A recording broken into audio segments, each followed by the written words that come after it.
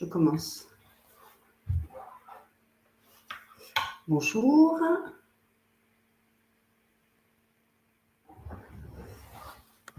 Bonjour.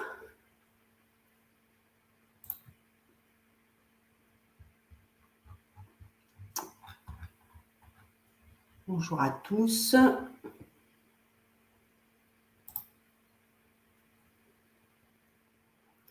Alors, il est 16 heures. Je vais juste laisser quelques secondes au dernier connecté pour pouvoir arriver parmi nous.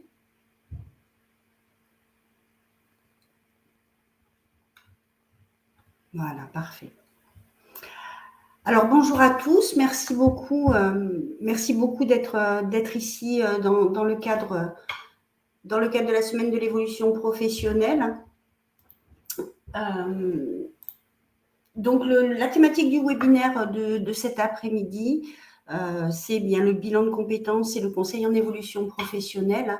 Juste quelques petites règles de fonctionnement du webinaire. Donc, vous avez à votre disposition un chat. N'hésitez pas à poser vos questions. On aura des temps au cours de cette présentation pour pouvoir y répondre dans la mesure du possible. Nous espérons pouvoir répondre à toutes les questions, mais vous êtes un petit peu nombreux, donc j'espère pouvoir répondre à toutes les questions.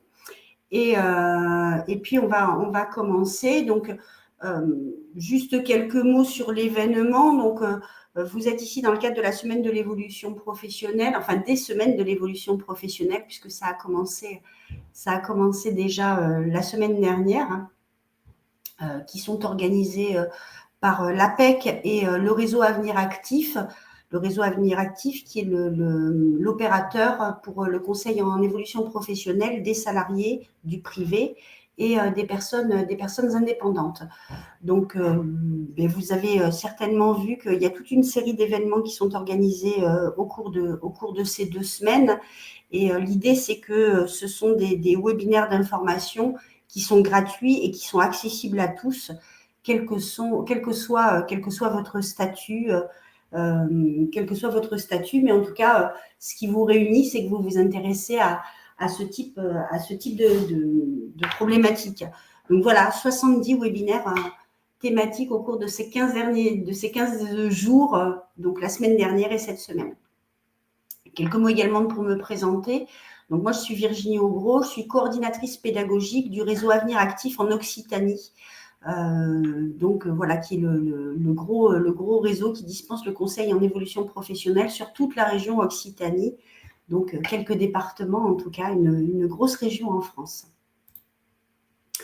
Alors, le thème d'aujourd'hui, c'est donc conseil en évolution professionnelle et bilan de compétences. Quelle différence ? Eh bien, moi, je vais avoir l'occasion de vous présenter le bilan de compétences et le conseil en évolution professionnelle. Et vous verrez que même s'il existe des similitudes, il y a aussi quelques différences, même si l'objectif poursuivi est globalement le même. Dans leurs modalités, ces deux modalités d'accompagnement ne répondent pas tout à fait aux mêmes objectifs pour les personnes. Alors, on va commencer par le bilan de compétences.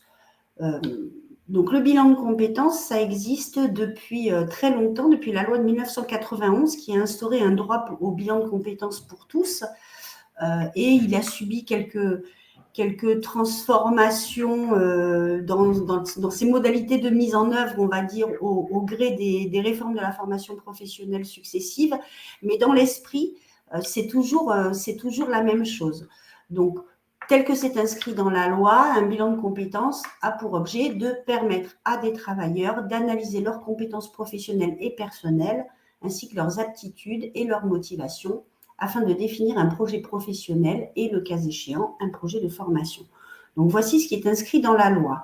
Donc, le bilan de compétences, ça reste quand même un dispositif qui est à la main des salariés et des demandeurs d'emploi qui permet d'élaborer un projet professionnel. Les bilans de compétences sont menés par des organismes qui doivent répondre à un certain nombre de critères. Un critère de confidentialité, donc ce qui se dit et ce qui se joue dans un bilan de compétences reste partagé uniquement entre la personne et le conseiller qui l'accompagne.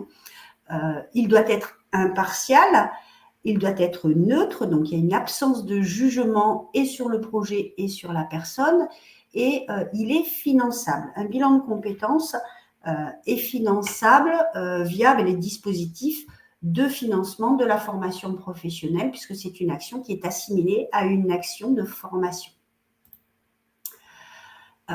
Qui peut bénéficier d'un bilan de compétences? Eh bien, à peu près tout le monde, puisqu'il y a les salariés du secteur privé, les salariés du secteur public, les personnes qui exercent sous statut d'indépendant, mais également les personnes en recherche d'emploi. On verra que selon le statut de la personne qui souhaite bénéficier d'un tel dispositif, les dispositifs de financement vont être différents. Ce qui est important de savoir aussi, c'est qu'une personne qui est en arrêt maladie, quel que soit son statut, peut tout à fait réaliser un bilan de compétences durant son arrêt maladie.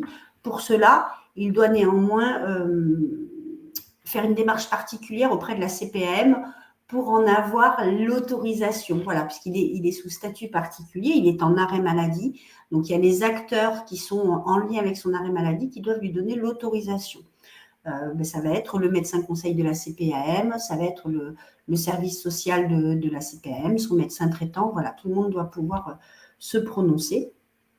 Mais ce n'est pas une formalité qui est très compliquée à mettre en œuvre et qui est, voilà, sauf cas particulier, en général, c'est accordé. Deuxième chose à savoir, il n'y a pas de limite d'âge pour effectuer un bilan de compétences, ni dans un sens ni dans l'autre. On n'est jamais ni trop jeune ni trop vieux, si vous me permettez l'expression. L'important, c'est d'avoir de la matière à analyser quand on est trop jeune. Donc, c'est vrai que quelqu'un qui va sortir des études et qui n'aura jamais travaillé, mettre en place un bilan de compétences, ça peut ne pas être le dispositif le plus adapté à l'objectif. Et quand on est senior, selon la formule consacrée, on peut aussi tout à fait mettre en place un bilan de compétences. Il ne faut pas oublier que les seniors ont bien souvent de nombreuses années encore à travailler et sont souvent justement dans une situation personnelle qui font qu'il y a des questions qui se posent à eux qui nécessitent un examen approfondi et dont le bilan de compétences peut très bien être l'outil.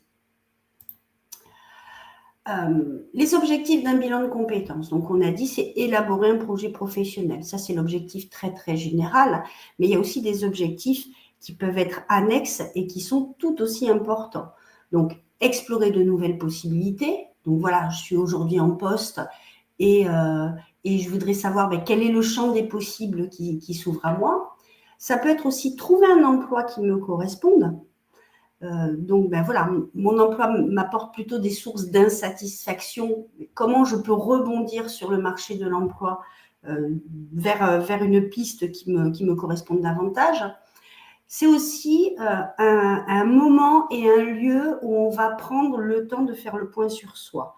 On n'a pas souvent l'occasion de s'arrêter, de faire une pause dans son parcours professionnel pour se dire, voilà, je vais examiner un petit peu qui je suis, quel est mon parcours, quels sont mes savoir-faire, quelles sont mes envies, et je vais faire le point à un moment de ma carrière sur où j'en suis et comment j'envisage la suite de ma carrière. Ça peut être aussi mettre en valeur ses compétences, en tout cas les identifier et être en capacité de les valoriser, donc pour parler de soi. Et ça peut s'appliquer dans tout un tas de contextes professionnels. Donc, comment je parle de moi si je suis en recherche d'emploi ou à l'issue ou pendant le bilan de compétences. Donc, ça s'applique dans tous les outils de recherche d'emploi, par exemple. Ça peut être aussi, quand on est en entreprise, il y a des temps d'entretien aussi en entreprise avec nos managers, nos supérieurs hiérarchiques, et comment je peux mettre en valeur quel professionnel je suis pour pouvoir avancer dans ma carrière et explorer les possibilités également de promotion interne. Ça peut être la reconversion. Voilà, je veux changer complètement de métier ou j'envisage d'exercer mon métier d'une autre façon ou dans un autre type d'environnement professionnel. Et puis, de façon tout à fait transverse, un bilan de compétences, ça permet de gagner en confiance, puisque à travers le travail qu'on fait lors d'un bilan de compétences, on identifie, on valorise ses compétences, on identifie nos intérêts, on identifie nos points forts. Mais tout ça, ça concourt à gagner confiance en soi pour pouvoir faire des choix qui nous correspondent davantage pour l'avenir. Donc, comment ça se passe? Alors, je vois une question dans le chat qui devance un petit peu la suite de la présentation. Alors, un bilan de compétences, il y a toujours un premier rendez-vous qui est un rendez-vous préalable qui s'appelle aussi parfois analyse de la demande. Ce rendez-vous, en général, il dure 1 heure, il est gratuit et il ne vous engage à rien. C'est-à-dire que ce premier rendez-vous, c'est vraiment la rencontre avec la personne qui va vous accompagner dans le cadre du bilan et puis la mise en place d'une entente sur les modalités de travail qu'on va mettre en place au cours du bilan. Ce rendez-vous d'analyse de la demande, il est très important parce qu'il vous permet, si vous souhaitez rentrer dans ce type de démarche, de rencontrer plusieurs organismes aussi. Dans la mesure où c'est gratuit, ça ne vous engage à rien. Moi, je conseille toujours aux personnes que j'accompagne d'aller voir au moins 2 centres de bilan de compétences parce que voilà, ça permet cette rencontre. Et dans les rencontres, il se passe parfois des choses un peu irrationnelles ou en tout cas un peu peut-être intuitives. Je ne sais pas si je peux utiliser ce mot-là. Ou vous savez, comme dans la vie, des fois on rencontre des personnes et on peut se dire spontanément voilà, là je me sens en confiance avec cette personne et je sens que je vais pouvoir avancer avec elle et travailler avec elle, ou l'inverse, on peut avoir quelques doutes. Donc il est important quand on choisit son centre de bilan de compétences et la personne qui va nous accompagner, de pouvoir se trouver en confiance pour que le travail qu'on va effectuer au cours du bilan soit efficace et en tout cas vous permettre d'aboutir sur un projet qui vous ressemble. Donc, une fois que cette analyse de la demande vous a permis de choisir votre centre de bilan de compétences, vous avez déterminé avec le centre de bilan de compétences le rythme des rendez-vous, les modalités de rendez-vous, le planning a été établi, le bilan va réellement démarrer à ce moment-là. L'analyse de la demande, ce n'est pas le démarrage du bilan, c'est vraiment, voilà, on pose un petit peu le contexte et ensuite, une fois qu'on s'est entendu, on va démarrer le bilan. Il y a 3 grandes phases dans un bilan de compétences. Une phase préliminaire où on va un petit peu définir ensemble le contexte qui vous amène à vouloir engager ce travail de réflexion sur vous-même et sur votre projet professionnel. Ça, c'est une phase qui n'est pas très longue. En général, voilà, le premier rendez-vous permet de passer cette première phase. Ensuite, il y a une seconde phase qui est une phase d'investigation qui est cette fois-ci bien plus longue. Et c'est là que vous allez rentrer plus en profondeur dans l'analyse de votre passé, de votre présent et de votre futur. Donc l'analyse du passé, c'est le parcours professionnel tel qu'il s'est présenté avec les choix qu'on a pu faire ou les non-choix qu'on a pu faire. On va en tirer les compétences que vous avez su mettre en œuvre et puis on va en tirer aussi les compétences que vous allez pouvoir transférer peut-être sur d'autres métiers ou d'autres types d'environnements professionnels. On va aussi déterminer quelles sont les compétences que vous possédez et que vous souhaitez retrouver à l'avenir. Donc voilà, on va faire ce petit tri. On va aussi, au cours de cette phase d'investigation, explorer quelle personne vous êtes. À travers, ça peut passer par des tests. Si la personne qui vous accompagne est psychologue, par exemple, la personne pourra mettre en place des tests psychotechniques pour mesurer vos intérêts, vos motivations au travail, vos valeurs, vos aptitudes. Donc, on peut mesurer en fonction de votre demande tout un tas de choses à l'aide des tests. Et puis, investiguer, ça veut dire aussi se pencher vers l'avenir et donc investiguer les secteurs, les métiers. Dans cette phase, la stratégie qu'on utilise, c'est souvent la stratégie de l'entonnoir. Donc, on va partir le plus large possible, on va s'autoriser un peu à rêver. Et puis, petit à petit, vous allez éliminer des pistes, presque naturellement, en fonction justement des intérêts que vous aurez déterminés, des environnements de travail qui vous ressemblent le plus, mais aussi souvent de vos contraintes, puisqu'on prend en compte aussi les contraintes géographiques, mais aussi les contraintes du marché du travail. L'objectif d'un bilan de compétences, tel que c'est inscrit dans la loi, c'est de mettre en place un projet professionnel qui soit réaliste et réalisable. C'est comme ça que c'est inscrit. Donc réaliste et réalisable, ça veut dire qu'il faut qu'il puisse y avoir une application concrète du projet qui aura été ainsi défini sur le marché du travail. Voilà, il ne faut pas que ça reste stérile, un bilan de compétences, il faut vraiment que vous puissiez le mettre en place concrètement. Quand on arrive en fin d'investigation, en fin de phase d'investigation, pardon, souvent vous avez 1, 2, 3 pistes. Il reste à les vérifier. On peut mettre aussi en place de la confrontation, donc ça peut passer par des enquêtes auprès de professionnels, ça peut passer par la mise en place d'une immersion en entreprise. Mais en tout cas, c'est en fin d'investigation, vous allez valider vous-même les pistes que vous aurez envisagées et en tout cas celles qui se dessineront en phase de conclusion. Parce qu'en phase de conclusion, vous allez fixer vos choix et surtout, vous allez mettre en place un plan d'action. Donc, on ne va pas s'arrêter juste à une idée de métier. C'est, d'accord, le plan A, c'est le métier de, menuisier d'agencement, par exemple. D'accord, on ne s'arrête pas là. C'est menuisier d'agencement, d'accord, pour pouvoir ce projet se concrétiser, par quelles étapes je vais devoir passer? Est-ce qu'il y a une formation à mettre en place? Oui, certainement. Eh bien, laquelle? Avec quel organisme? Avec quel financement? Comment ça s'organise? À quelle date? Et donc, en fin de phase de conclusion, vous avez à votre disposition une feuille de route. Et cette feuille de route, vous allez choisir de l'appliquer ou non. À la fin d'un bilan de compétences, vous avez un document de synthèse qui vous est remis, qui retrace toutes les étapes par lesquelles vous êtes passé et surtout qui retrace votre projet dans toutes ses dimensions, avec tous les éléments que vous avez vérifiés, puisque tout aura été vérifié en phase d'investigation. Donc, est-ce que c'est compatible avec votre personnalité, avec vos intérêts, avec le marché du travail, avec vos souhaits, avec vos contraintes? Donc voilà en gros le déroulé d'un bilan de compétences. Ce qu'il faut savoir, c'est que 6 mois après la fin de votre bilan de compétences, il y a toujours un rendez-vous de suivi, puisque la vie n'est pas une ligne droite et ce n'est pas un billard sur lequel tout glisse. Bien souvent, il y a des aléas dans la vie. Donc, 6 mois après le bilan, on fait un petit peu un point sur qu'est-ce qui s'est passé entre la fin du bilan et 6 mois après. Est-ce qu'il y a des choses qui ont pu être mises en place? Est-ce qu'il y a eu des points de frottement qui ont empêché la mise en œuvre du plan d'action? Est-ce que le plan d'action a été différé parce que vous avez eu un événement dans votre vie qui a fait que?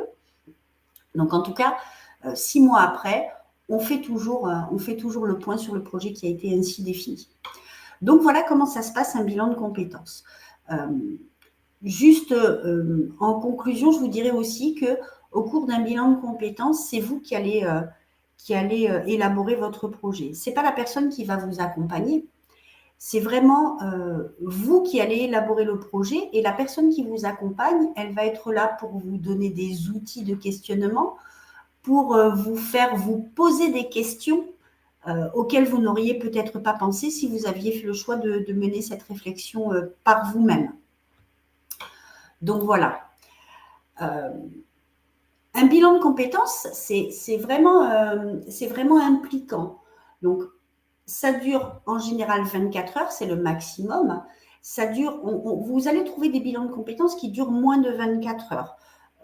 Mais voilà, il faut au moins 10 heures et maximum 24 heures. Et c'est sur une amplitude de 2 à 3 mois, puisqu'en général, il y a un rendez-vous par semaine avec du travail personnel à mener entre chaque rendez-vous. Et donc, en fonction de vos contraintes, les rendez-vous peuvent durer de 1h30 à 3 heures. Un bilan de compétences peut être réalisé en présentiel, en distanciel, mais aussi en modalité mixte. Donc, mixte, ça veut dire, voilà, on peut aussi déterminer, et c'est le premier rendez-vous qui va le déterminer, qu'on va faire un rendez-vous sur 2 à distance et un rendez-vous sur 2 en présentiel. Donc ça va se déterminer avec le centre de bilan de compétences, en fonction aussi de vos goûts. En tant que salarié, vous pouvez demander à effectuer un bilan de compétences sur votre temps de travail. Par contre, il vous faut demander à votre employeur une autorisation d'absence de votre poste de travail, puisqu'il va devoir maintenir votre salaire alors que vous serez en rendez-vous au centre de bilan de compétences. L'employeur n'est pas tenu de vous autoriser à quitter votre poste pour vous rendre à vos rendez-vous dans le cadre d'un bilan de compétences. Donc, il peut tout à fait refuser. Par contre, ça peut faire aussi l'objet d'une négociation avec votre employeur. Si vous avez un projet, par exemple, d'évolution interne, vous pouvez tout à fait peut-être négocier de suivre cette démarche-là pour identifier quel est le circuit optimal pour voir arriver votre souhait d'évolution professionnelle qui serait aussi bénéfique pour l'entreprise. Mais voilà, ce qu'il faut retenir, c'est qu'ils n'ont pas d'obligation de vous autoriser à faire votre bilan sur votre temps de travail, puisqu'il faudra qu'ils vous maintiennent votre rémunération. Et donc, le financement, on va parler des choses qui fâchent. Donc, je vous disais que toute personne peut, quel que soit son statut, peut mettre en place un bilan de compétences. Ce qui va changer, c'est la façon dont celui-ci va pouvoir être financé. Pour les salariés du secteur privé, le CPF finance le bilan de compétences. Voilà, vous utilisez l'application CPF, vous tapez bilan de compétences dans la recherche et votre lieu d'habitation. Vous allez voir qu'il existe de nombreux centres, d'où l'intérêt d'en rencontrer plusieurs aussi pour pouvoir faire le bon choix. L'employeur, à travers le plan de développement des compétences, peut tout à fait aussi faire le choix de vous financer le bilan sur ces fonds-là. Encore une fois, c'est une négociation entre vous et votre employeur. Et puis, si vous n'avez pas suffisamment d'argent sur votre CPF pour financer l'intégralité du bilan, vous pouvez choisir vous-même de cofinancer le bilan ou demander à votre employeur s'il accepterait de le cofinancer. Je vous donne un exemple. Voilà, un bilan de compétences qui coûte en moyenne, allez, mettons 1 800 €. Si vous n'avez que 1 500 € sur votre compte CPF, vous pouvez peut-être négocier avec votre employeur qu'il cofinance les 300 € restants. En tout cas, voilà, ce sont les différents moyens de financer un bilan de compétences quand on est salarié du secteur privé. Pour les salariés du secteur public, il y a aussi du CPF qui est par contre exprimé en heures pour le secteur public. Et donc, pour pouvoir mobiliser ce CPF en heures, il va falloir passer par la voie hiérarchique. Votre employeur, si vous travaillez dans le secteur public, peut aussi prendre la décision de vous financer un bilan de compétences. Et puis, il y a toujours le financement personnel qui est possible pour les salariés du secteur public. Concernant les indépendants, le CPF, vous savez que depuis quelques années, les personnes qui sont indépendantes ont aussi du CPF qui est exprimé en euros et qui peut servir à financer du bilan. Ils peuvent aussi s'adresser à leur fonds d'assurance formation qui, pour certains, peuvent financer le bilan et à nouveau le financement personnel. Et enfin, pour les personnes qui sont en recherche d'emploi, s'ils ont du CPF, ils peuvent aussi le mobiliser. Ils peuvent également demander à France Travail de mobiliser un fonds spécial sur l'AIF, l'aide individuelle à la formation, ou aussi ils peuvent de façon personnelle décider de se financer le bilan. Donc voilà le panorama des financements disponibles. Alors vous voyez que le CPF, c'est une constante, c'est le moyen le plus généralement utilisé pour se financer un bilan de compétences. Voilà, je pense avoir été complète. Je vais peut-être regarder les questions qui sont posées sur le chat pour essayer d'y répondre le plus complètement possible. Alors, je vais remonter dans le temps.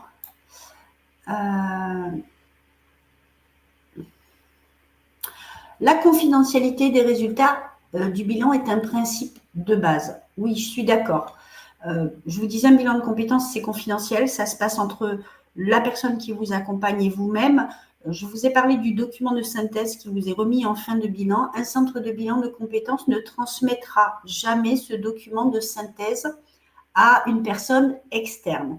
Si votre employeur contacte le centre de bilan de compétences pour demander le document de synthèse, le centre de bilan de compétences refusera, même si c'est votre employeur qui l'a financé. Par contre, vous êtes tout à fait libre de le transmettre à qui vous voulez. Vous avez fait un bilan de compétences, vous avez votre document de synthèse. Si ça peut être utile pour avancer dans votre projet, ne vous en privez pas. Le document de synthèse est toujours rédigé de façon neutre, sans jugement de valeur, sans appréciation. Donc, normalement, il doit vous permettre de pouvoir l'utiliser à l'extérieur. Et il est rédigé en ce sens, pour qu'il puisse vous être utile. Par exemple, pour demander, si le projet a déterminé dans le plan d'action qu'il y avait une phase de formation qui devait intervenir, que vous allez devoir demander un financement de cette formation sur, par exemple, un projet de transition professionnelle, vous pouvez tout à fait transmettre à Transition Pro, quand vous allez faire la demande de financement, la synthèse de votre bilan de compétences. Ça va venir appuyer votre argumentation. Je vais vérifier. Hop. Alors, j'espère pouvoir répondre à tous. Je n'en suis pas certaine. Pour financer le bilan, quand on est salarié du public, est-on obligé de faire la demande auprès de sa hiérarchie pour utiliser le CPF? Alors, malheureusement, oui. Parce qu'en fait, le CPF est exprimé en heures. Et donc, pour pouvoir le transformer en euros, il faut passer par votre responsable de service ou votre hiérarchie. Il y a une petite exception pour la fonction publique hospitalière qui a aussi un dispositif. Alors, mais je réfléchis à voix haute, pardon, s'il faut passer aussi par le chef de service pour pouvoir mobiliser le financement. Quelle certification doit avoir la personne qui fait le bilan, CEP? Alors, il existe des profils d'intervenants très variés qui peuvent mener des bilans de compétences. Donc, j'espère que je comprends bien la question. Je parle de la personne qui va mener le bilan, donc qui va travailler dans un centre de bilan et qui va accompagner les personnes. J'espère que je comprends bien le sens de cette question. Il y a des profils qui peuvent être très variés. Il existe, dans les CIBC, par exemple, en grande majorité, ce sont des personnes qui sont psychologues. Mais ça peut être aussi des personnes qui ont suivi une formation spécifique pour mener des bilans de compétences. Ça peut être des personnes qui ont aussi des formations dans le domaine des ressources humaines ou en tout cas dans le domaine des sciences sociales. Voilà, en général, ce sont les profils qui sont les plus usités, je dirais, dans les accompagnateurs en bilan de compétences. Il existe un DU qui se prépare sur Paris, par exemple, qui est spécifique sur la conduite de bilan de compétences.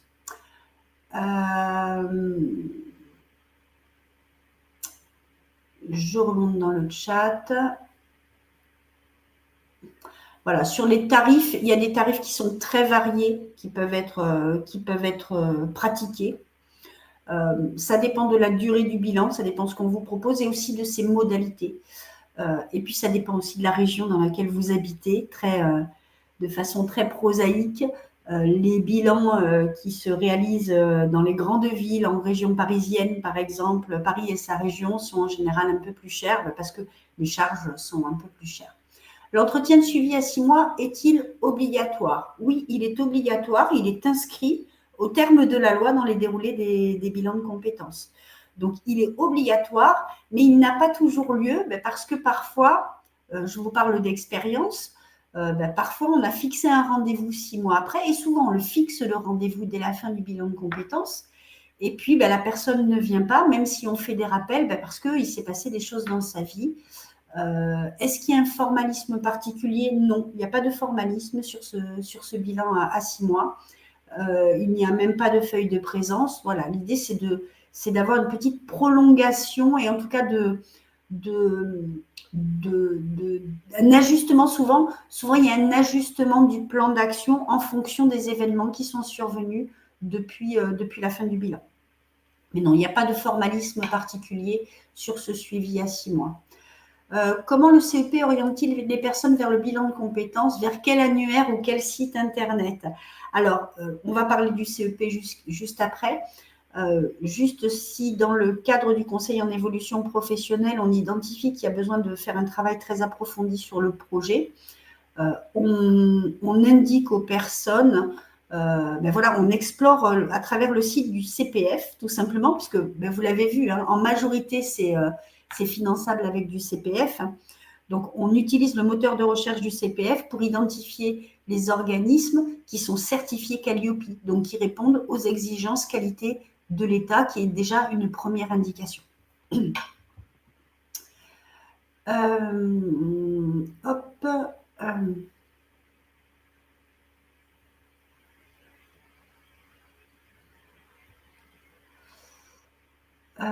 Je vois qu'il y a des échanges entre vous. Pourquoi les tarifs sont variés? Posez-leur la question. Je ne sais pas pourquoi les tarifs sont si variés. Parce que peut-être leurs méthodes sont un peu différentes selon le contenu du bilan et en tout cas les outils qui sont utilisés. Il peut y avoir des coûts sur certains outils. Il y a des outils qui sont utilisés qui sont très coûteux et qui peuvent justifier une différence, mais je n'ai pas de réponse ferme et définitive à ce sujet. Je vais trouver un organisme, mais il prend 50% de mes entrées. Je ne comprends pas. Je suis en CLM et j'ai une RQTH, mais professeur des écoles, donc pas de CPM. Pour moi, c'est la MGEN. Elle peut financer aussi. Alors, la CPM ne finance rien. La CPM va donner l'autorisation de réaliser un bilan de compétences pendant un arrêt maladie, mais la CPAM ne financera pas le bilan. Alors, dans votre cas, si vous êtes affilié à la MGEN, il vous faut obtenir l'autorisation de la part de la MGEN. Si l'employeur participe, est-ce toujours confidentiel au niveau des résultats? J'ai répondu à cette question. Oui, la réponse est oui. Pour ma part, ça a été financé par la CPAM. Alors, je ne sais pas de quelle région vous êtes. Nous, en Occitanie, la CPAM ne finance aucun bilan de compétences. Hein. Mais en tout cas, voilà, c'est une information intéressante. Si vous êtes dans une région où, dans des cas particuliers d'arrêt maladie, le financement peut être assuré par la CPAM, pourquoi pas.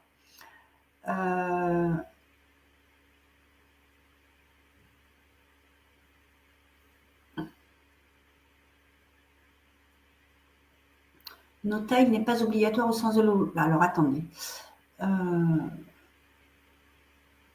Alors, pardon, je suis désolée, c'est un petit peu long, mais à chaque fois que vous mettez une question, en fait, ça me remet le chat à la fin.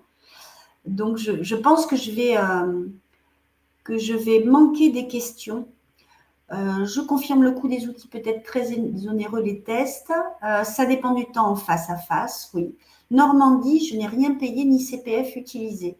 Mais écoutez, c'est intéressant comme information. Donc, s'il y a des personnes qui viennent de Normandie et qui sont en situation d'arrêt maladie, voilà, sachez qu'en Normandie, la CPM financerait. Alors, il y a une personne qui travaille à la CPM et qui dit qu'il ne finance pas les bilans de compétences, hormis en tant qu'employeur. Donc oui, si vous êtes salarié de la CPM, vous pouvez demander à votre employeur un financement du bilan. Il n'y a pas que Calliope, il y a aussi l'agrément formateur. Alors, pour pouvoir être inscrit sur l'applicatif du CPF, il faut avoir un numéro de déclaration d'activité en tant qu'organisme de formation et avoir une certification Calliope. Il faut remplir ces deux critères-là. C'est vrai que j'ai zappé la première condition, mais ça me semblait évident. Dans le cadre d'un bilan, est-ce que le consultant peut nous mettre en relation avec le monde professionnel pour une immersion avec une convention de stage, par exemple? Alors, dans le cadre d'un bilan, on peut mettre en place, pour vérifier, je vous disais en fin d'investigation, on va se confronter un petit peu aux réalités du ou des métiers envisagés, on peut mettre en place une période d'immersion. Par contre, les centres de bilan de compétences n'ont pas de convention de stage. Mais ça me fait une transition toute trouvée. Dans le cadre du conseil en évolution professionnelle, il est possible de mettre en place des immersions en entreprise. Et donc, ça va me permettre aussi de vous parler de comment le bilan de compétences et le conseil en évolution professionnelle peuvent s'articuler au service de vos projets. Donc, je vais attaquer la deuxième partie de cette présentation en vous parlant du conseil en évolution professionnelle. Alors, le conseil en évolution professionnelle, c'est un appui à toutes les personnes qui sont salariées ou indépendantes, qui souhaiteraient faire le point sur leur situation professionnelle et éventuellement élaborer, formaliser, mettre en œuvre une stratégie visant une évolution professionnelle. C'est un service qui est dispensé par des organismes indépendants, mais qui sont pilotés par l'État. Donc c'est un service public qui est gratuit, qui est confidentiel et qui se doit également d'être neutre et impartial. Donc là, avec le confidentiel, le neutre et l'impartial, on a un point commun avec le bilan de compétences. Donc, ce qui change, c'est la gratuité, effectivement, et le côté accessible, c'est-à-dire que les organismes qui font partie du réseau Avenir Actif, qui dispensent le service du conseil en évolution professionnelle pour les actifs du privé et les indépendants, ont des obligations, notamment en termes de proximité géographique avec les bassins d'emploi, les bassins de vie des personnes. C'est pour ça qu'il y a beaucoup plus de lieux d'accueil dans le cadre du conseil en évolution professionnelle. Donc, vous voyez, on commence déjà à voir qu'il y a des points communs, mais aussi des points de divergence. Le conseil en évolution professionnelle, il s'adresse aussi à toute personne qui est considérée comme étant la population active en France. Pour les salariés et les indépendants, les salariés du privé, pardon, et les indépendants, c'est un service qui est dispensé par le réseau Avenir Actif partout en France. Concernant les cadres, c'est l'APEC. Les chercheurs d'emploi, c'est France Travail. Les jeunes de moins de 26 ans, c'est la mission locale qui va prendre le relais. Et puis pour les personnes en situation de handicap, c'est Cap Emploi. Donc vous voyez qu'on a tout un tas d'opérateurs qui peuvent être spécialisés dans certains types de publics ou qui peuvent être plus généralistes. Quoi qu'il en soit, l'objectif l'objectif que poursuivent les personnes qui font appel au conseil en évolution professionnelle, ce sont des objectifs qui peuvent être multiples.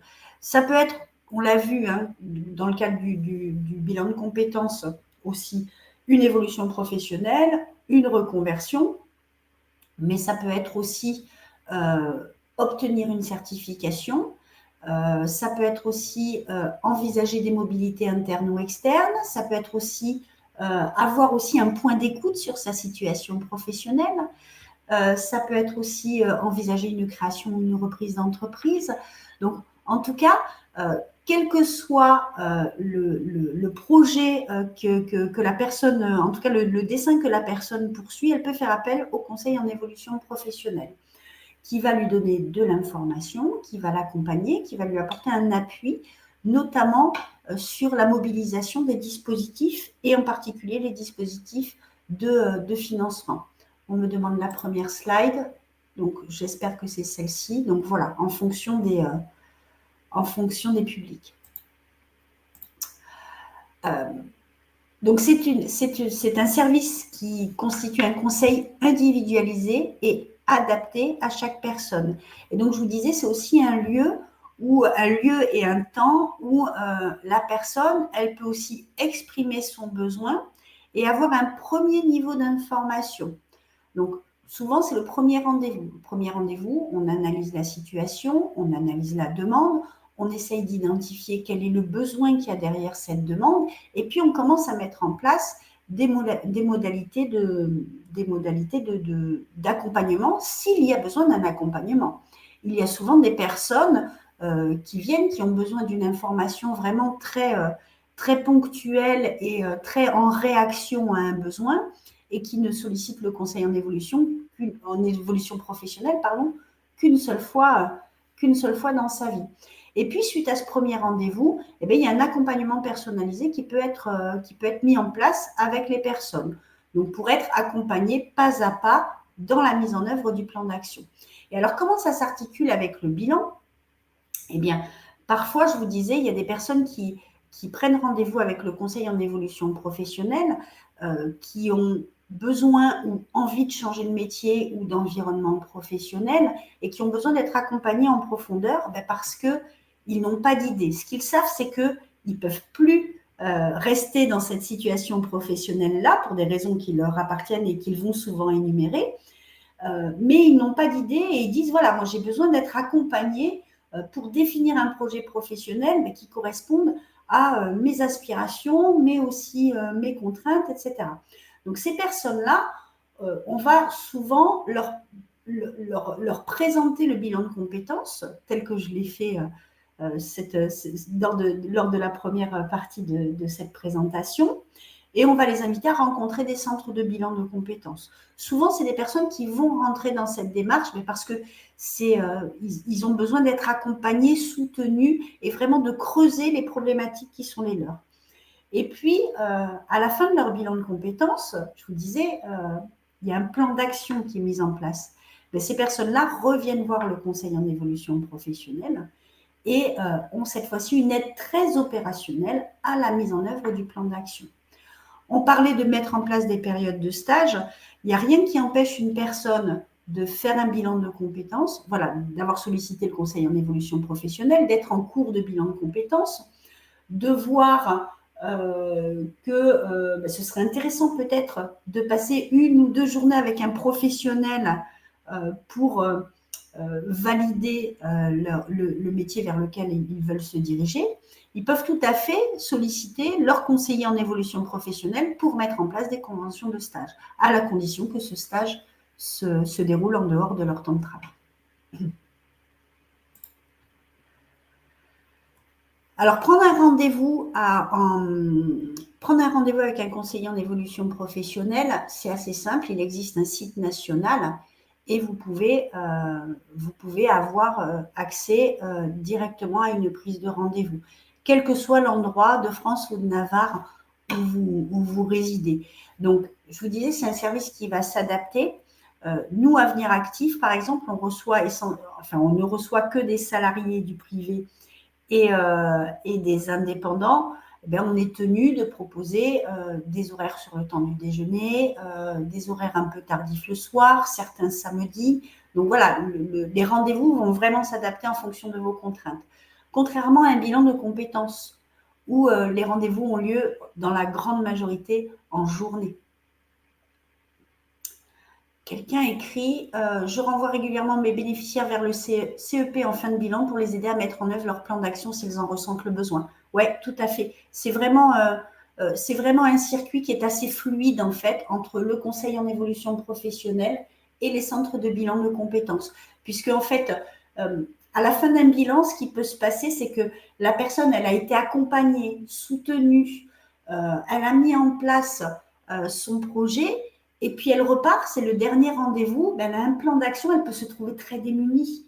Voilà, elle est passée d'une phase où elle s'est sentie en confiance et accompagnée à une phase où elle doit tout faire toute seule. Donc là, le conseil en évolution professionnelle, il peut vraiment prendre le relais pour que la personne, elle puisse continuer à être soutenue dans son projet. J'ai une question sur la durée d'un CEP. Il n'y a pas de durée à un CEP. En fait, c'est là ce qui est peut-être parfois difficile à comprendre, c'est que le conseil en évolution professionnelle, il va vraiment s'adapter aux besoins. Donc, il y a parfois des personnes qui sollicitent le CEP et qui ne vont avoir qu'un seul rendez-vous parce que à l'issue de ce rendez-vous, ils ont suffisamment de clés de compréhension sur leur situation et sur les hypothèses qui sont à leur disposition pour pouvoir les mettre en œuvre de façon tout à fait autonome, parce que voilà, ils se sentent tout à fait de le faire de façon autonome. Et puis il y a des personnes qui ont besoin très régulièrement d'être soutenues. Et bien, très régulièrement, ils auront un rendez-vous, mais en tout cas, il n'y a pas de durée. Ce qu'il faut savoir, c'est que comme on peut le solliciter tout au long de sa vie professionnelle, il peut y avoir aussi des personnes qui arrivent. Je vais vous donner un exemple personnel. Dans le réseau Avenir Actif, on a commencé à dispenser le conseil en évolution professionnelle le 2 janvier 2020. Moi, il y a une personne que je vois depuis avril 2020, je la vois une fois par an.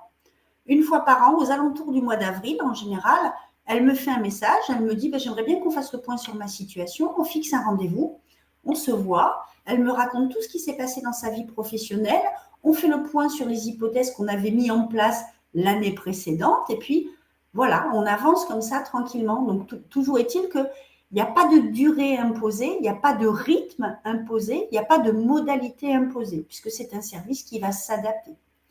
Si je comprends bien, tout un chacun peut solliciter le CEP. Alors, oui, on n'a pas parlé des salariés du secteur public. Donc, secteur privé, indépendance et avenir actif. On a parlé des cadres, des jeunes, des chercheurs d'emploi. Je ne vous ai pas parlé des salariés du secteur public parce qu'ils sont dans une situation particulière dans le sens où il n'y a pas d'opérateur indépendant du secteur public qui va le dispenser. Nous, Avenir Actif, par exemple, on n'a pas le droit de les recevoir. C'est comme ça. Donc, c'est à nouveau l'administration dont ils dépendent qui est censée assurer ce service de conseil en évolution professionnelle.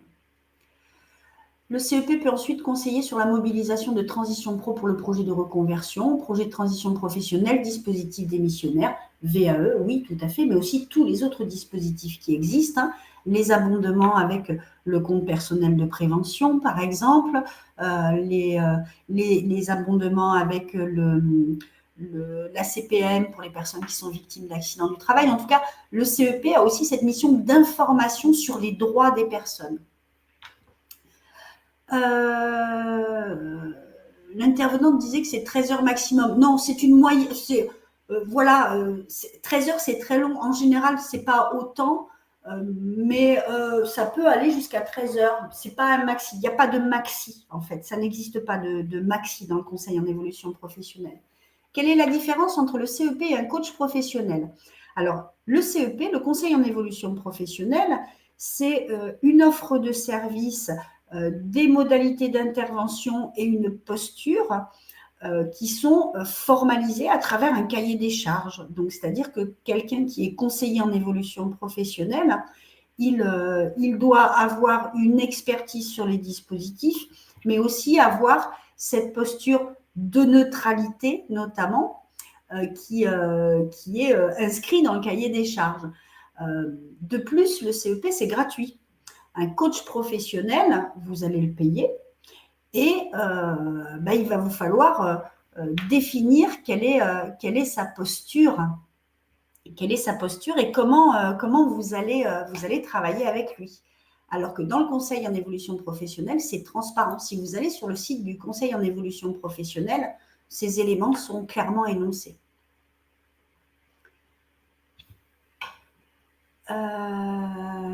Qu'est-ce que je vois comme question? Peut-on... Oui, ça j'ai répondu.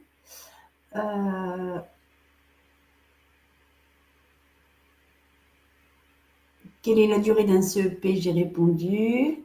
Peut-on revoir rapidement? Ah zut, j'ai pas eu le temps de le lire. Le premier slide du CEP. Alors oui, bien sûr.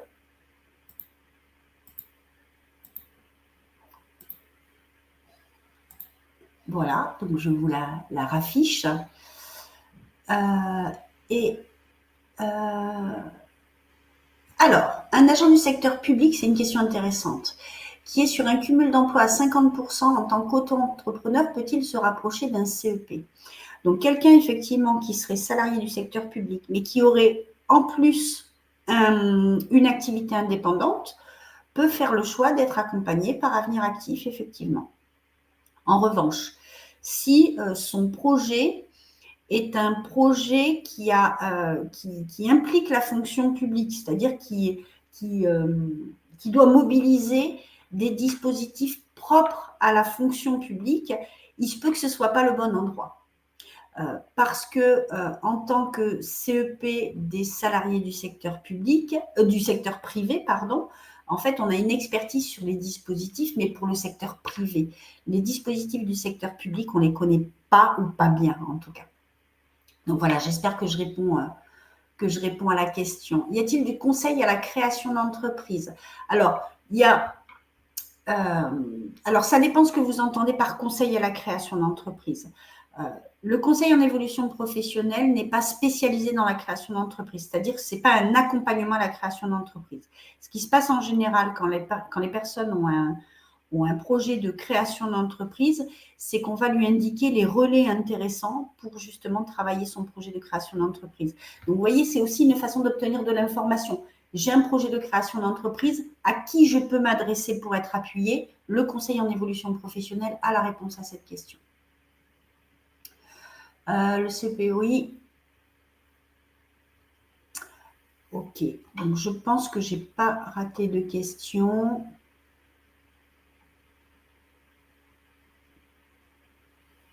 Il nous reste 10 minutes. Je suis en train de rebalayer les questions pour vérifier s'il n'y aurait pas une question importante à laquelle je n'aurais pas répondu. J'en ai pas l'impression, mais ça peut m'échapper. Les personnes en recherche d'emploi ont-elles accès au CEP? Oui, les personnes en recherche d'emploi peuvent être accompagnées dans le cadre du conseil en évolution professionnelle par France Travail. Leur interlocuteur, c'est France Travail. Et donc, voilà, c'est France Travail qui assure cette mission-là. Il y a une subtilité pour les demandeurs d'emploi, enfin les personnes en recherche d'emploi qui auraient une reconnaissance travailleur handicapé, par exemple, peuvent demander à bénéficier du conseil en évolution professionnelle à travers Cap Emploi. Et pour les jeunes, les moins de 26 ans, ça peut passer par la mission locale. Et pour les cadres, enfin, ça peut passer par l'APEC. Donc, vous voyez, donc France Travail va être plutôt généraliste. Et dès lors qu'il y a une problématique qui se pose en lien avec le statut cadre, par exemple, peut-être que le plus pertinent, c'est de s'adresser à l'APEC. Ça rejoint ce que je disais à propos de quelqu'un qui aurait une double activité, salarié et indépendant, salarié du public et indépendant. Ben, selon le projet qu'elle a, ou en tout cas les problématiques qui se posent à elle, il va falloir qu'elle voit quel est l'interlocuteur le plus à même d'y répondre. La slide sur les objectifs. Ok. Je suis un pantin dans vos mains.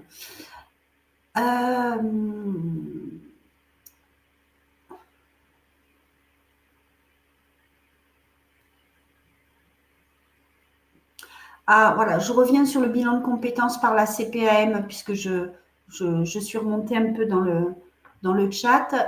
La personne qui est en Normandie, qui était en arrêt de travail, elle a eu un bilan de compétences adapté avec l'accord de la CPAM. Donc, je pense que le bilan n'a pas forcément été financé par la CPAM, mais en tout cas, elle est passée par le circuit qui lui a permis de faire un bilan de compétences pendant son arrêt maladie.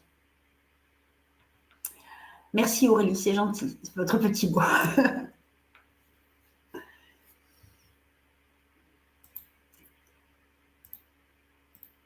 Donc nous sommes arrivés au bout de cette présentation. J'espère avoir pu vous apporter un éclairage.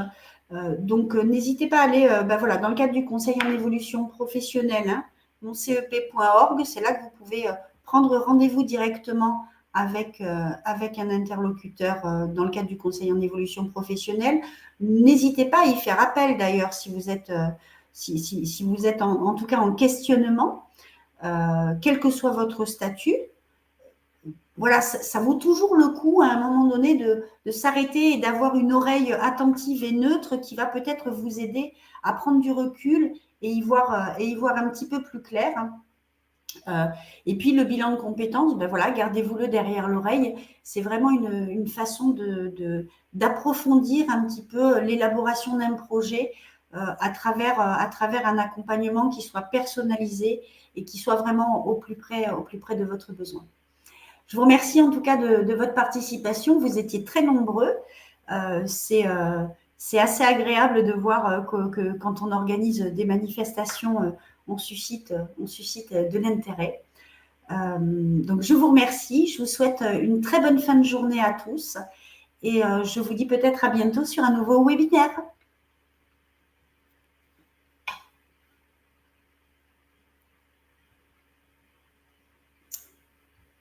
Au revoir à tous.